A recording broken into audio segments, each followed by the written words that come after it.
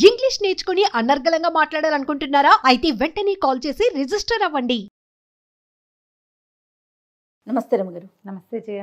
రమగారు, కొంతమందికి ఎట్లా అనిపిస్తుంది అంటే మేము చాలా కష్టపడతాం, ఎంత అంటే మాటల్లో చెప్పలేం, కానీ మా కష్టం నిలబడదు. ఎప్పుడు ఒక్క రూపాయి ఉండదు. కష్టం అంటే ఇన్ ద సెన్స్ మనం డబ్బులోనే కదా చూసుకుంటాము. ఎందుకని ఇట్లా జరుగుతుంది అని ఒక ఆలోచన, ఒక ప్రశ్న వస్తూ ఉంటుందండి. ఎప్పుడు ఒక ప్రశ్న ఉంటుంది చూడండి. మేము బాగా భగవంతుని కొలుస్తాము, అయినా మాకు కష్టాలు తప్పవు. అట్లా మేము చాలా కష్టపడతాం, అయినా డబ్బు మాత్రం, లక్ష్మీదేవి మాత్రం నిలవదు, మా దగ్గర ఉండదు, మాకు ఎప్పుడు బాధలు కష్టాలే ఉంటాయనే ఒక ప్రశ్న ఉంటుంటుంది.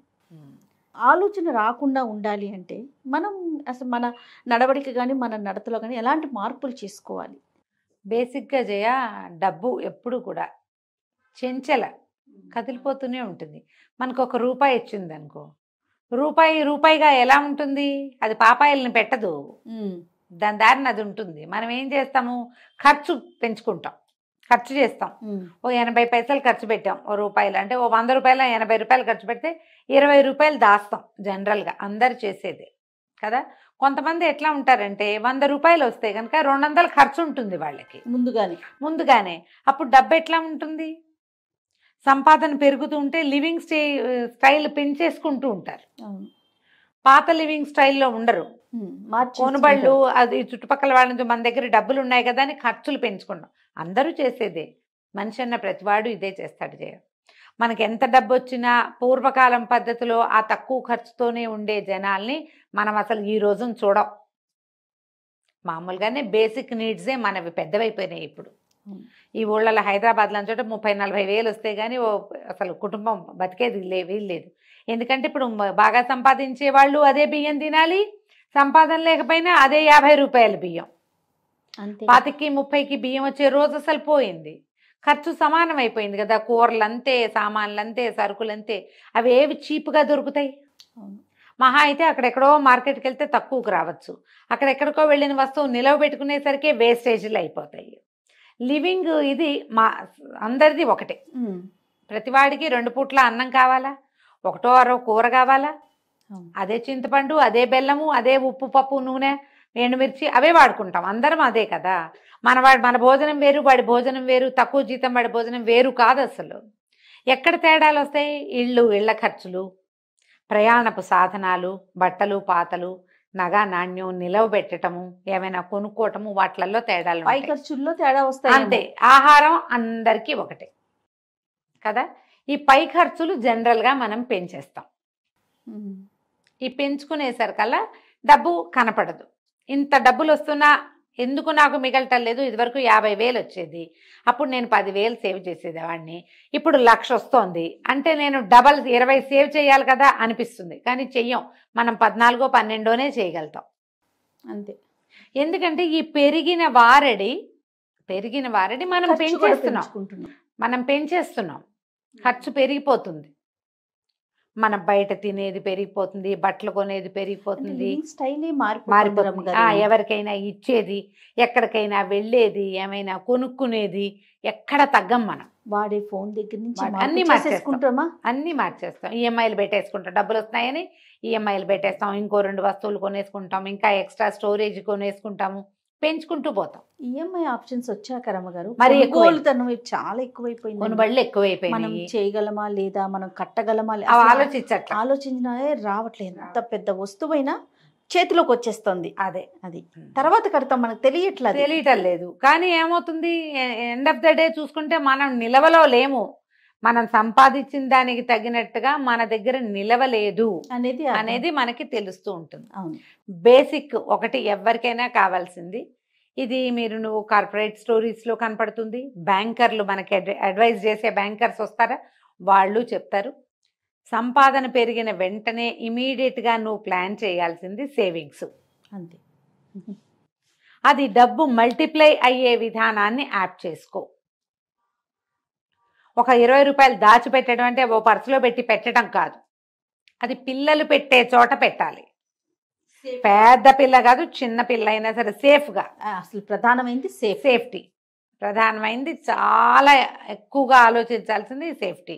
చిట్టీలు కట్టడము, ఎక్కడైనా నమ్మకమైన చోట డబ్బులు పెట్టి మదుపు పెట్టడము, తర్వాత ఇప్పుడు మనకి బోల్డన్ వచ్చినాయి, ఏమంటారు దాన్ని, మ్యూచువల్ ఫండ్స్ లాంటివి.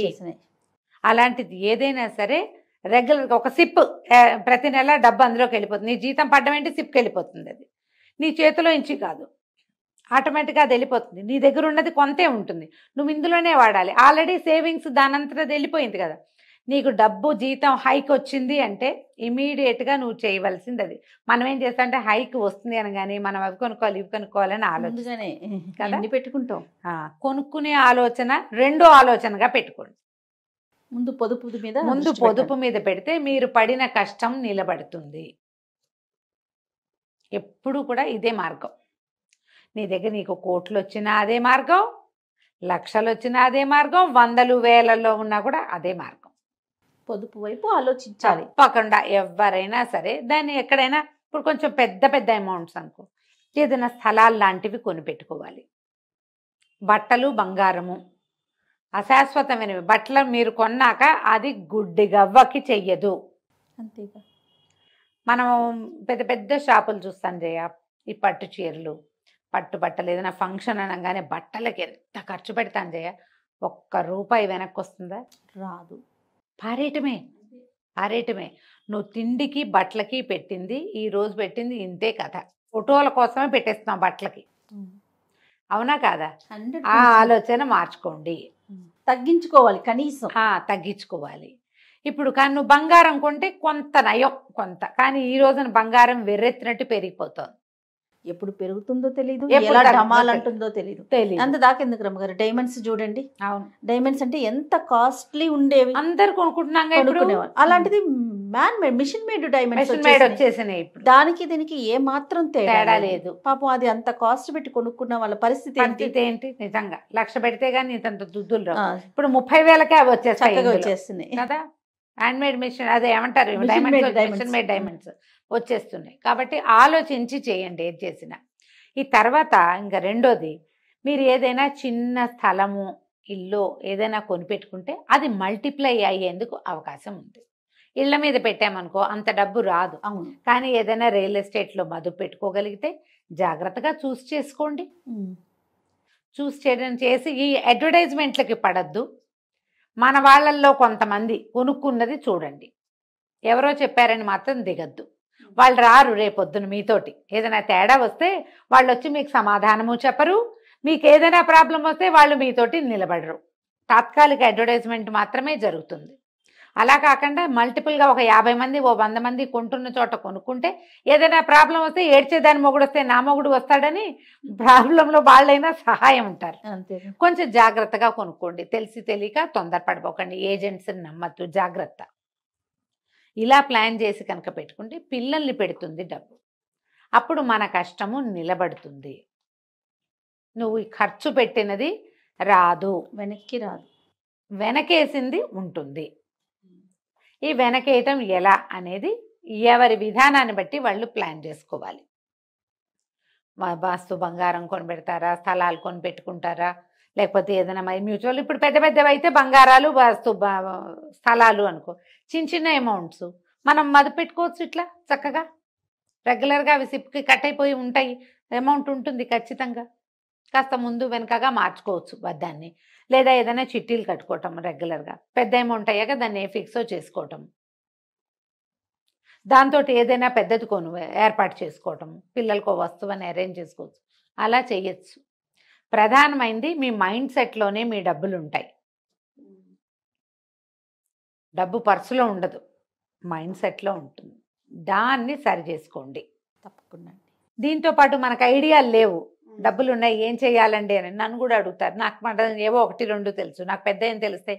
కానీ ఇప్పుడు మనీ మేనేజ్మెంట్ ఎక్స్పర్టైజేషన్ కూడా ఒకటి వచ్చింది, చెప్తున్నారు డబ్బుని మనీ మంత్ర, డబ్బుని ఎట్లా మదుపు పెట్టాలి, ఎందులో ఏ షేర్స్ లో పెట్టచ్చు, ఏ షేర్స్ లో పెట్టకూడదు, మ్యూచువల్ ఫండ్స్ లో కూడా ఏవి బెనిఫిషియల్ గా ఉంటాయి.